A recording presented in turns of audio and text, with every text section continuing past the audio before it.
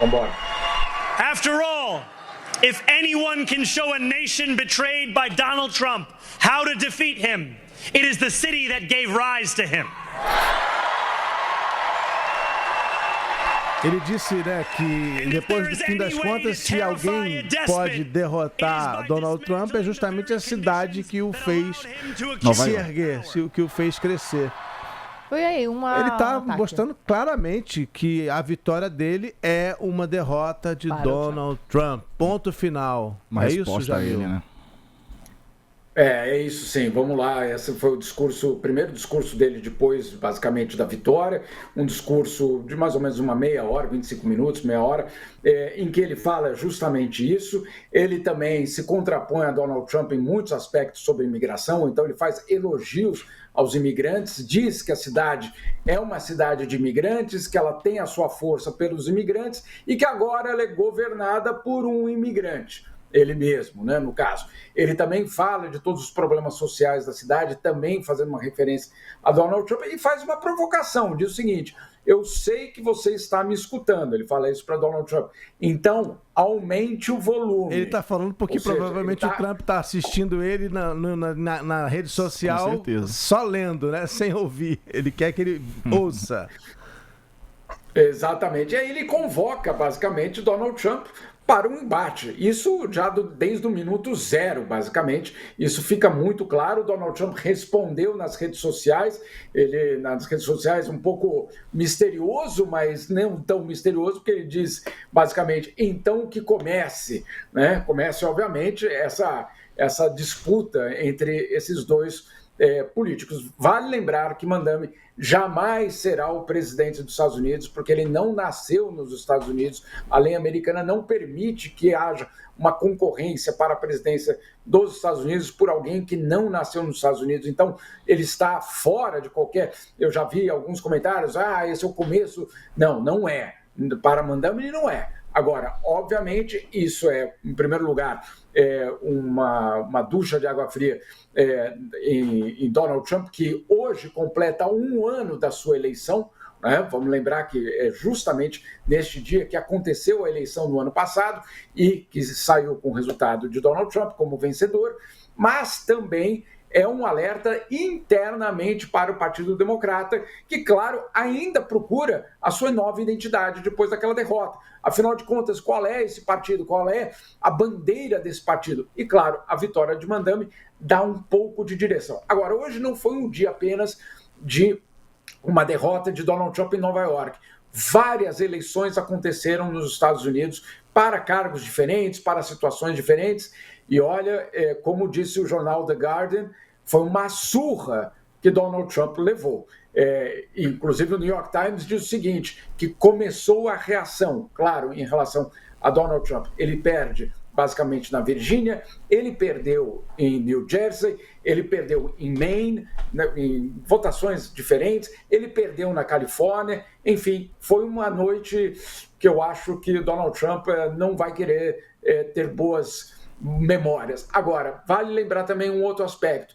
Em várias dessas eleições, fenômenos muito específicos foram identificados. Por exemplo, em Nova Jersey, que é muito mais parecido com o resto dos Estados Unidos em termos de perfil da sua população do que Nova York. Nova York é uma ilha política. Não dá para dizer que o governo, que os Estados Unidos um espelho de Nova York, Nova York é espelho dos Estados Unidos de forma alguma. Nova Jersey é algo muito mais parecido e olha só o que aconteceu. Os latinos, aqueles descendentes de latinos que podem votar, deram também uma surra absoluta em Donald Trump, o que se contrasta com o que aconteceu no ano passado. No ano passado, os latinos, ainda votaram por Donald Trump achando que a deportação não era com eles, era só com os criminosos. Obviamente, a história mudou. Jamil, eu fico pensando o seguinte, se um ET, vamos imaginar que um ET pousou aqui hoje com a sua nave espacial, e aí você vai ter que explicar para ele que Nova York agora tem um prefeito que é socialista, descendente de indianos, nascido em Uganda e é muçulmano. Como é que você explica? Isso aconteceu como? O roteirista do mundo... Isso aconteceu como? Ele é criativo. Como? Entendi, peguei o seu recado. Bom, o como tem muito a ver com isso, mas só vou completar, Rodrigo, assim, teu perfil. Casado com uma síria, uma artista síria, filho de uma cineasta indiana TikToker. e o pai um acadêmico.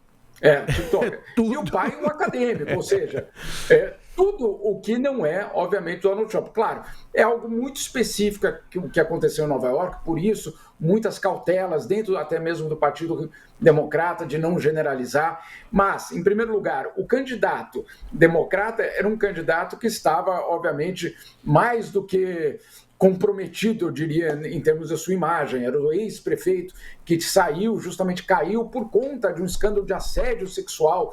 Enfim, muito, muito complicada a história dele. De um outro lado, uma cidade que passou a ser uma espécie de resistência em relação ao Donald Trump, e depois, finalmente, esse personagem, um personagem extremamente, eu diria, simpático, né? Ele faz todas as suas respostas com um sorriso. Ele é criticado, obviamente, por alguns por dizer coisas que talvez sejam irrealistas, por exemplo, taxar os ultra ricos de Nova York. Como é que um prefeito pode fazer isso, se isso não é uma lei, obviamente, nacional? Irrealista quer dizer, enfim, populista, né? Irrealista é populista.